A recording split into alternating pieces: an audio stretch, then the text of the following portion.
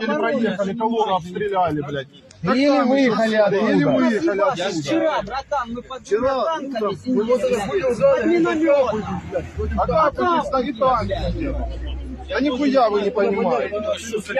И это все называется добровольцы, который сам пришел служить. А для чего вы нас здесь заставляете? Месяц дома, 2 дня дома. Зачем это делать? Если мы добровольцы. Я за калаш выкину. Все, я пошел домой. Я никому ничего не должен. Для чего нас... Да так забирали, с улицы. Деду 59 лет, 59 лет.